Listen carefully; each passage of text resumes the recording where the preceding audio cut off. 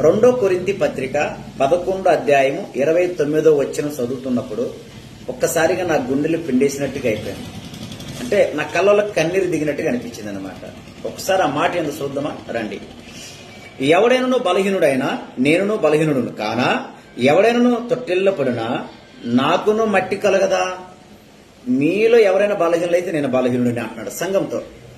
మీరెవరైనా తొట్టెల్లో పడితే నాకు మట్టి అంటుంది అంటున్నాడు. అంటే ఏ తండ్రి అయినా తన బిడ్డలు తప్పు చేస్తే బయట చెప్పుకోలేడనమాట.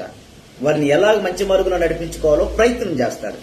అలాగే సంఘము లోకం వైపు చూసినప్పుడు ఆ సంఘాన్ని క్రీస్తు వైపు నడిపించడానికి పౌలు ఎంత త్యాగం అంటే అంతగా ప్రయాసపడి ప్రార్థన చేస్తున్నాడు. ఒకనాడు ఇజ్రాయెల్ ప్రజలు తప్పు చేసినప్పుడు మోషే అంటాడు, వాళ్ళ పాపాన్ని క్షమించయ్యా, వాళ్ళ పాపాన్ని క్షమించకపోతే జీవ గ్రంథం నుంచి నా పేరు తీసేయమంటాడు.